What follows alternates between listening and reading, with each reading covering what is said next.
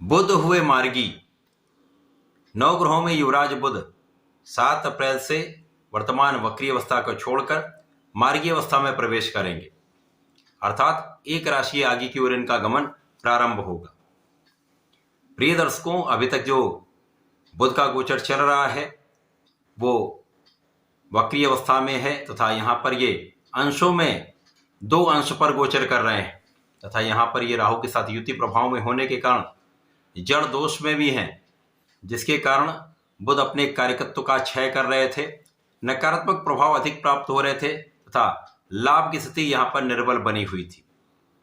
अब चूंकि नवग्रहों में बुध एकमात्र ऐसे ग्रह हैं जिनका इस समस्त जगत में सभी क्षेत्रों में संपूर्ण कार्यकत्व है, बुध के बिना कोई कार्यक्षेत्र संभव ही नहीं। इस प्रकार से लगभग जब से बुध यहाँ पर वक्री अवस्था में आए हैं, राहु के साथ जड़ दोष में आए हैं, बुध के कार्यकत्व में पूर्ण रूप से निर्बलता आ चुकी है। अब ये 7 अप्रैल से जब मार्गी हो जाएंगे तो राहु से विपरीत दिशा में इनका गोचर आरंभ हो जाएगा। राहु बैकवर्ड मूवमेंट कर रहे हैं, अब बुध आगे की ओर गमन करेंगे, जिसके कारण इनके बीच में अंशों का अंतर बढ़ता जाएगा, जिससे इनका जड़ दोष भी समाप्त होगा तथा बुध अपना संपूर्ण प्रभाव प्रदान कर पाएंगे। जब बुध अपना संपूर्ण प्रभाव देंगे तो समस्त राशि के जातकों के लिए कुछ सकारात्मकता भी मिलेगी तथा महाराजयोगों का यहां पर लाभ प्राप्त हो पाएगा। जय श्री गणेश। नमस्कार, मैं आचार्य संजय द्विवेदी। मेरे समस्त प्रबुद्ध दर्शकों का मेरे चैनल पर हार्दिक स्वागत है। प्रिय दर्शकों, आज मैं मिथुन राशि के लिए बुध के इस मार्गी काल का किस प्रकार का प्रभाव प्राप्त होने वाला है, किन भावों में प्रबलता आएगी, इस समय में आप कितना लाभ ले पाएंगे और ये लाभ आपको कैसे प्राप्त हो सकता है, अथवा कहीं पर कोई अवरोध या समस्या तो उसका क्या निराकरण है, संपूर्ण विश्लेषण मैं पूर्ण तरीके के साथ करने जा रहा हूं। प्रिय दर्शकों, इस राशिफल को आप अपने लग्न तथा राशि दोनों के अनुसार देख सकते हैं। चूंकि बुध पे इस जगत के समस्त कार्य क्षेत्रों का कार्यकत्व प्राप्त है, जिसके कारण बुद्धि से संबंधित कार्य, ज्ञान से संबंधित कार्य, शिक्षा का कार्य, कैलकुलेशन का, गणनाओं का कार्य, इसी प्रकार से जहां पर व्यापार है वहां पर बुध है, जहां पर वाणी है वहां पर बुध है। इसका ये अर्थ है कि जहां पर बुध हैं वो समस्त कार्यकत्व को यहां पर गवर्न करते हैं। बुध के बिना कोई कार्यक्षेत्र संभव नहीं। अब जब बुध ही यहां पर निर्बल होंगे तो निश्चित रूप से समस्त राशि के जातकों के लिए कुछ ना कुछ समस्या का योग यहां पर बना हुआ था। अब मिथुन राशि के लिए तो लग्न तथा सुख के स्वामी ही बुध हैं, तो निश्चित रूप से यहां पर आपके स्वास्थ्य की समस्या, कार्यक्षेत्र में अवरोध, कार्यक्षेत्र में उतना लाभ ना प्राप्त हो पाना, कहीं ना कहीं समस्याओं का बढ़ना, बिना कारण विवाद की स्थिति, अकारण क्रोध का बढ़ जाना, ये समस्याएं चल रही हैं। अब जब 7 अप्रैल से बुध आगे की ओर गमन करना प्रारंभ करेंगे तो जैसे जैसे इनके अंशों का अंतर बढ़ता जाएगा, बुध बलवान होते जाएंगे तथा जैसे ही 14 अप्रैल को शुक्र भी मार्गी हो जाएंगे, तो शुक्र और बुध का जब ये संयोग बनेगा तो इसी अप्रैल माह में अत्यंत प्रबल स्थिति बनने वाली, जब महालक्ष्मी योग का संपूर्ण लाभ आपको प्राप्त होगा। क्योंकि दसम भाव में ये योग चल रहा है, दसम भाव में बुध का गोचर चल रहा है तथा बुध और शुक्र दोनों वक्री होकर आगे बढ़ेंगे, तो लाभ भाव की ओर इनका गमन आरंभ हो जाएगा।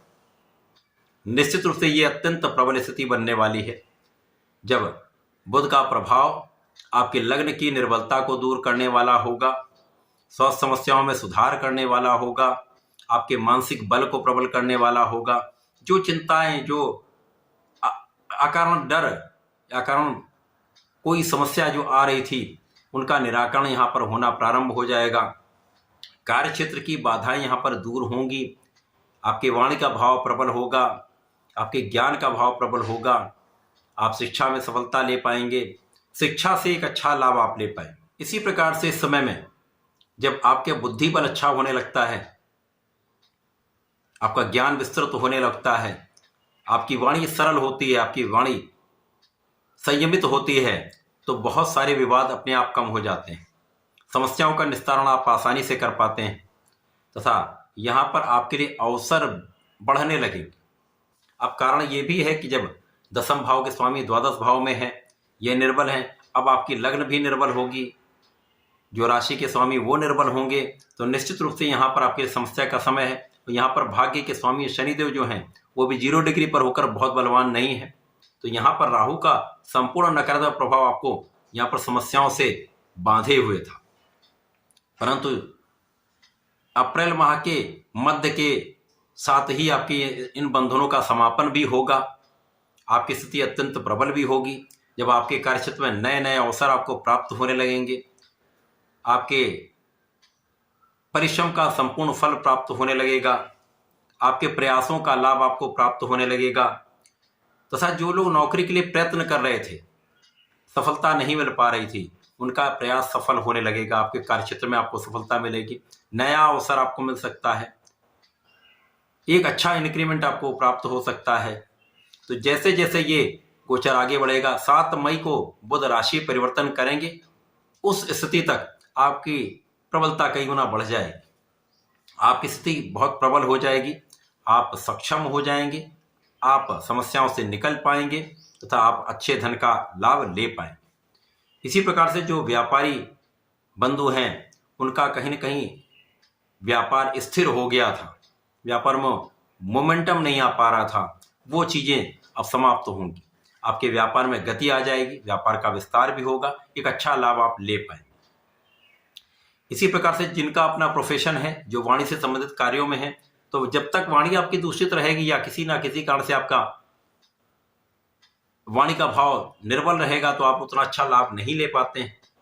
ये समस्या का कारण था, लेकिन ये समस्याएं दूर हो जाएंगी तो आप अपनी वाणी से भी एक अच्छा लाभ ले पाएंगे, अपने ज्ञान का भी विस्तार कर पाएंगे, ज्ञान से संबंधित कार्यों में विशेष लाभ आप ले पाएंगे, विदेश से एक अच्छा लाभ आप ले पाएंगे, विदेशों से एक अच्छा अवसर आपको प्राप्त हो पाएगा।